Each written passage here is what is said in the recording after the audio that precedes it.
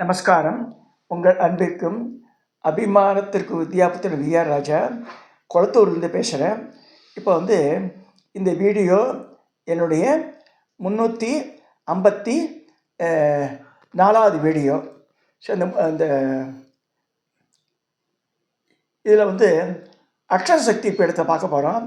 இந்த அக்ஷர சக்தி 44வது அக்ஷர சக்தி பீடம். இது லான்ற எழுத்து.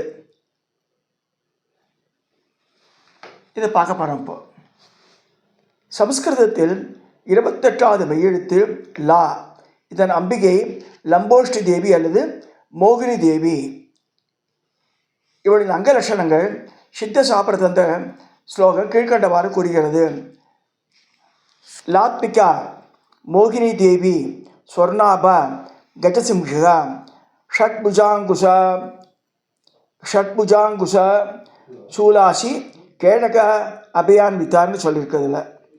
ஸோ லகார தேவியான மோகினி தேவி பொன் நிறத்தில் தனது 6 கரங்கள் இவளுக்கு, ஒரு முகம் 6 கரங்கள் பொன் நிறத்தில் இருக்காவோ. அங்குஷம் சூலம் கத்தி கேடயம் வர அபய முத்திரையோடு உட்காந்துட்டு ஒரு காலை மடிச்சிட்ருக்கா, ஒரு காலை தொங்கோட்டுருக்க, யானை மேலே உட்காந்துட்டுருக்காவோ. ஸோ லகார தேவி சைவத்தில் பினாகீசனாகவும் வைணவத்தில் பாலானுஜனாகவும் இந்திராம்சமாகவும் இருக்கிறாள் என்று லகாரச்ச பீனாகீஷ இந்திராம்சம் பலானுஜர் என்று மந்திர அபிமான ஸ்லோகம் சொல்கிறது. லகாரம் பிறந்த இடத்தில் தான் தாக்ஷாயணி தேவியின் நாக்கு விழுந்தது. இப்போ அது வரைக்கும் ஒவ்வொரு பாட்டெல்லாம் போட்டிருக்கோம். இந்த இடத்துல தான் லகாரத்தில் நாக்கு விழுந்தது. இந்த நாக்கு நாக்கு இல்லைன்னு நம்மளால் பேச முடியாது. வாய் இருக்கும், நாக்கு மேலேயும் கீழே போய்ட்டு வந்தால் பேச்சே வருது நமக்கு. ஸோ அந்த இடமே கிரிப்பீடம். இங்கே ஜபித்தால் கண்டிப்பாக வாக்கு சித்தி ஏற்படும் சொல்லியிருக்கு மேருதந்திரத்தில். மலையரசனான இமயமலையை கிரி என்று மேருதந்திரம் குறிப்பிடுவதால் அந்த பிரதேசத்தில் காணப்படும் ஜுவாலாமுக்கி என்ற தலத்தையே 44 மகாசக்தி பீடமாக ஏற்போம். ஏனெனில் அம்மனின் நாக்கு இங்கே விழுந்ததாக எல்லா புராணங்களும் சொல்கிறது. நோ டிஸ்பியூட் அதற்கு சொல்லிட்டார். தட்சயஜத்தில் தாட்சாயணி அப்பாவோட சண்டை போடும்போது தட்சாண்ட சண்டை போடுற தாட்சாயணி சக்தி தேவி அப்போ அவன் அப்யூஸ் பண்ணும்போது ரொம்ப கோபத்தோடு குதிக்கிறான் கோமகுண்டத்தில். சில பேர் யோகாகினி வளர்த்துண்டு அதில் விழுந்துடுறான்ற, அந்த இடத்துல எரிஞ்சு படுறான்ற. இதில் சிவபுராணத்தை சொல் தட்சாயஜெல்லாம் என்ன சொல்கிறேன், அதில் போய் குதிக்கிறாவோ, ஹோமகுண்டத்தை குதிக்கிறான் அந்த கோபத்தோடு. அவன் குதிக்கும்போது ஒரு விதமான புகை எழும்புறது. அந்த புகையில் வருது தான் தூமவதி. தசமகா வித்யாவில் தூமவதின்றது புகை வடிவினல் சொல்லியிருக்கு. ஸோ அந்த தேவி அப்போ தான் உண்டாரான்னு சொல்லப்பட்டிருக்கு. ஸோ அந்த புகை மேலே எழும்பி மேகம் போல் இமயமலையெல்லாம் ஆக்கிரமிக்கிறது அந்த புகை. ஸோ அப்போ இப்போ கூட சாதாரண ஒரு அடுப்பில் கங்கெல்லாம் இருக்குன்னு வச்சுக்கோங்க. நம்ம ஒரு கட்டையை தூக்கி போட்டால் அப்படியே நெருப்பெல்லாம் பறக்கும், எங்கெங்கேயோ விழு சுற்றி. கேஸ் அடுப்பில் கூட சரி நான் சொல்கிறேன். ஸோ வானிலையே விழுந்துன்னா அப்படி பறக்கிறது நெருப்பு. அந்த மாதிரி தாட்சாயணி குதிக்கும்போது அங்கேருந்து நெருப்பு ஹோமகுண்டத்தில் இமயமலையில் பல இடத்துல விடுறது அந்த துகள்கள். ஸோ அதுதான் ஜுவாலாமாலினி ஜுவாலாமுக்கின்ற பீடமாக மாறுறது பின்னாடி சொல்லப்படுறது. ஸோ இந்த தீப்பொறிகள் ஓரிடத்தில் பரவலாக விழுந்ததால் அது விழுந்த பாறைகளிலிருந்து தீச்சுடர்கள் வெளிப்பட துவங்கின. இந்த தலைமை ஜுவாலாமுக்கி எனப்படுகிறது. ஜுவாலாமுக்கி என்று ஜுவாலானா எரிமலை. ஸோ எரிமலை என்று பொருள். யாககுண்டத்தில் வெளிப்பட்ட புகைமண்டலம் ஒரு சக்தியாக உருப்பெற அங்கேயே தேவி கொடி கொண்டால் சொல்லப்பட்டிருக்கு. ஸோ இவளே மகாசக்தி.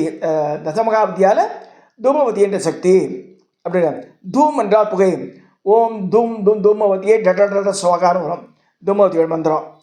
இமாச்சல பிரதேசத்தில் காங்டா மாவட்டத்தில் உள்ள ஜுவாலாமுக்கி டெல்லியிலிருந்து 473 கிலோமீட்டரில் அமைஞ்சுள்ளது. ஸோ சிம்லாவிலேருந்து நான் சிம்லா வரைக்கும் போயிருக்கேன். நான் அதுக்கு மேலே போகிறேன். 212 கிலோமீட்டர் தொலைவில் உள்ளது.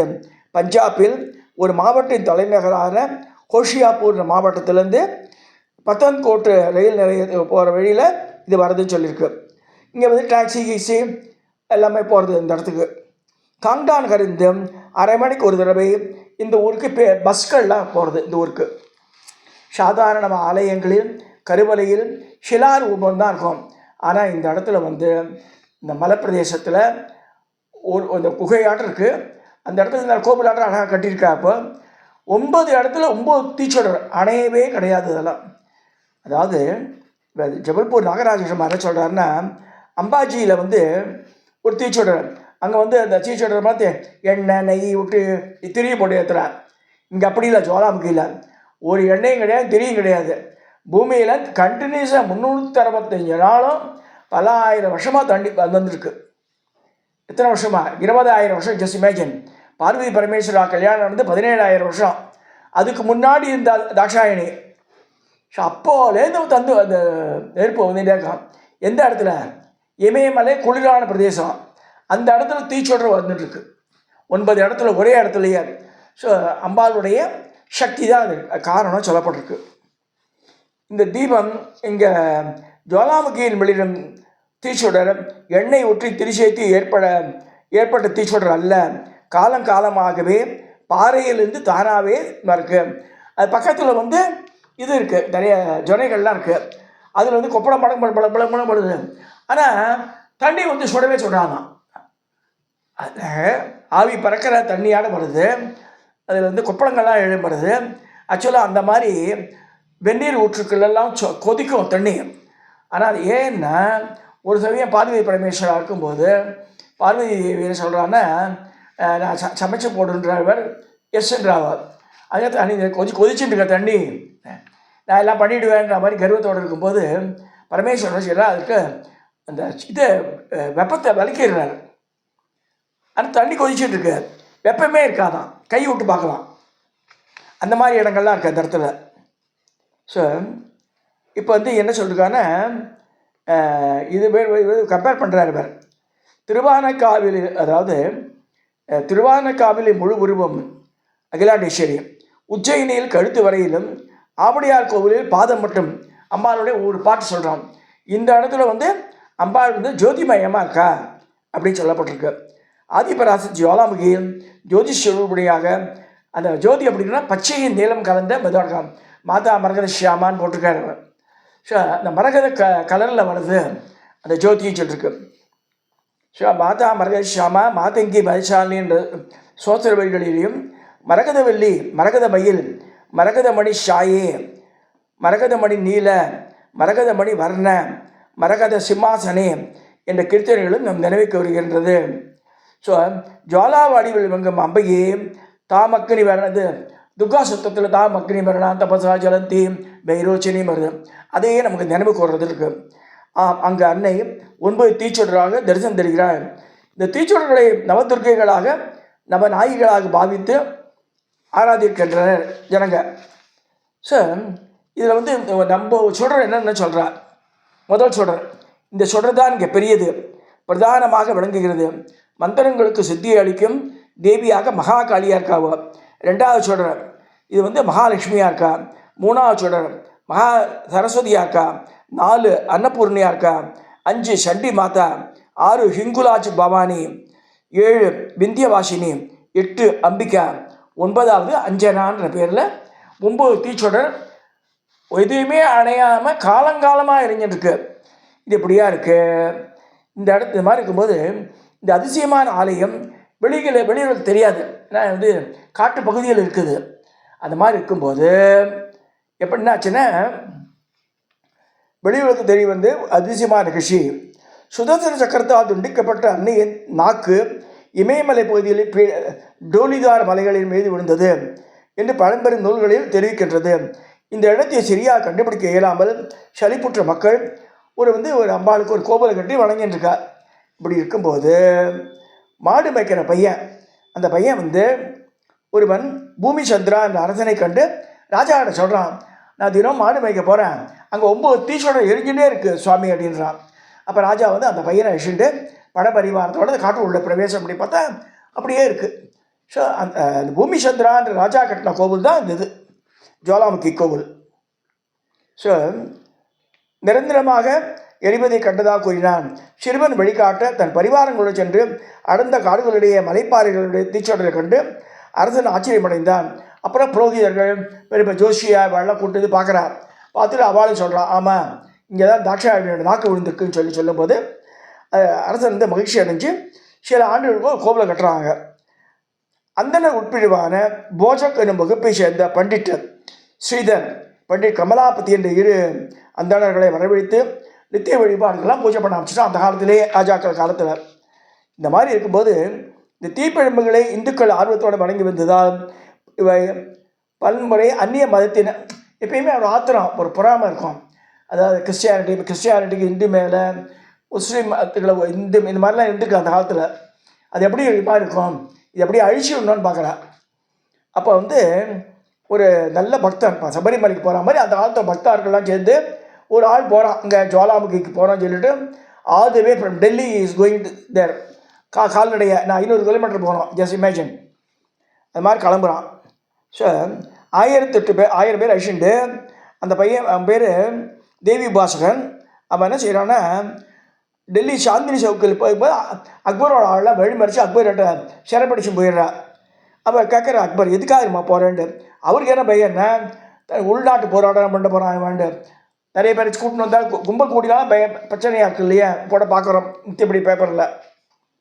அப்போ யார் உன் பேர் என்ன கேட்குறார். அப்போ சொல்கிறான், மாமனே மன்னிக்க வேண்டும், நான் ஒரு தேவி பக்தன், எனது பேர் தியான பக்தர். தியான பக்தன் பேர் ஜாலாமுகி போகிறேன். என்னன்னு கேட்குறாரு. இல்லை, அம்பாள் வந்து அங்கே சாஸ்வதமாக இருக்காடுறான். அப்படியா, உன் அம்பாள் காப்பாற்றுற போல எதில் போகிறான், குதிரையில் போயின்னு இருக்கான். அந்த குதிரையை வந்து நிற்கிறது. அக்பர் என்ன செய்கிற, வாழத்துக்கு அப்படியே போடுறார். அந்த குதிரையோட தலை மட்டும் கொடுத்து துடிச்சு செத்து போயிடுறது. உன் அம்பாளுக்கு சக்தியாக தான் காப்பாற்ற சொல்லுன்றார். இது வந்து இந்தியன் ஹிஸ்ட்ரியில் ரெக்கார்டட், நல்லா ஞாபகிச்சுங்க. ஜுவாலாமுகி இந்த incident it is been recorded in Akbar ஹிஸ்ட்ரியிலே இருக்குது. ஸோ இந்த பையன் வந்து வருத்து போயிடலாம். இருந்தால் சரி, Akbar is allow him to go, நீ சாமியை பார்த்துடுவான்றார்.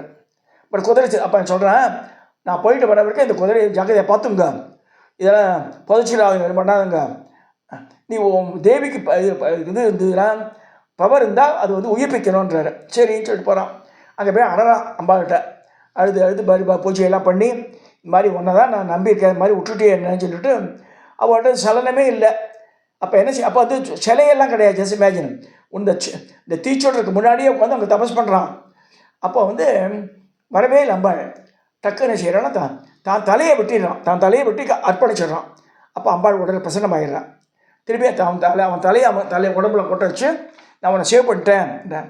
இப்போ உன்னை பற்றி அங்கே மாதிரி சொல்கிறாள் டெல்லியில் கோர்ட்டில் அப்படி சொல்லும்போது, இல்லை நீ வந்து என்ன செய்யணுன்னா அந்த குதிரையை புழைக்கவே, அப்போ தான் அக்பர் நம்புவார்ன்றான்.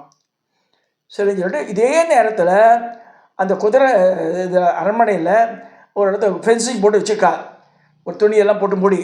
டக்குன்னு எழுந்திருக்கிறது. இந்த தலையும் உடம்பு சேர்ந்து அக்பர் கண்ணை தாமையே நடந்தது. ஸோ அக்பர் வந்து பார்க்குறா, சரி சம்திங் இஸ் சேர்ன்னு சொல்லிட்டு இஸ் அக்செப்டிங் த பவர். இந்த தியான பக்த இவன் வந்த பிறகு அந்த இடத்துக்கு போகிறா, எல்லாம் படபரிவாரத்தோட போய் தங்கத்தில் 475 பவுன் தங்கத்தில் பெரிய தங்க கொடை பண்ணுறாரு. அம்பாள் அக்செப்ட் பண்ண மாட்டேன்றாரு. அதை வச்சு வைக்கிற அந்த ஜோலா அந்த தீச்சோடுற மேலே கொடையை, அங்கே நார்த் இந்தியாவில் வெள்ளி கொடைகள் வைஷ்ணவி தேவியோட பார்க்கலாம், வெள்ளி கொடை வச்சுருப்பா, 3 கொடை இருக்கும் அங்கே.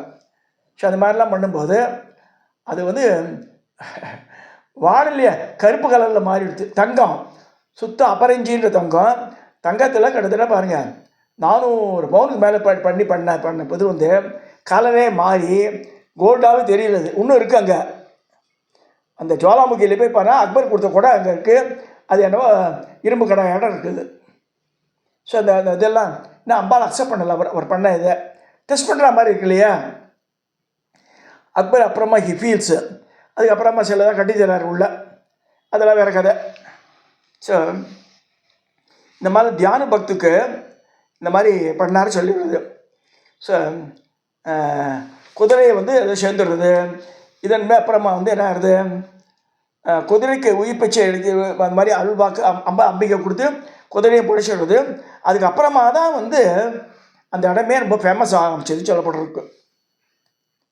ஸோ அப்பா தியானம் ஊரார் அறிய பொருட்டே உன்னை பக்தியை சோதித்தேன். நீ ஊர் திரும்பலாம்.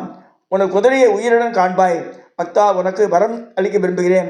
ஏதாவது கேளுங்கும் போது தாயே ஈஸ்வரி ஆக என்னே உனது கருணை சொல்லிட்டு அவன் என்ன கேட்குறான் பாருங்க. தான் பொண்ணு பொருள் எதுவுமே கேட்கல அவன். நிறைய பேர் வந்து நீ காட்சி அளிக்கலாம் தான் தலையை வெட்டிக்கிறான். அந்த மாதிரி ஆகக்கூடாதுங்க. இனிமேல் யாருமே தலையை வெட்டிக்கூடாதுங்க வந்து அப்படின்னு சொல்கிறான். ஸோ அன்னை மீண்டும் அருள் கூர்ந்தார். பக்தா உனது விருப்பம் பூர்த்தியாகும்.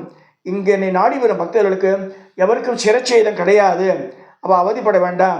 அதுக்கு பதிலாக எனக்கு பிடித்த ஸ்ரீபல் என்னும் மட்டை தேங்காவை கொடுத்துருப்போம். எனக்கு அது தலைக்கு ஈக்குவலன்ட்டு மட்டை தேங்காவை அம்பாளுக்கு சப்மிட் பண்ண அதே நம்ம தலையே கொடுக்குறது சமானம்னு சொல்லியிருக்கு சாஸ்திரத்தில். அது மாதிரி அங்கே வந்து நிறையா மட்டை தேங்காய் வந்து சமர்ப்பிப்பாளாம் இங்கே ஜுவாலாமுக்கியில்.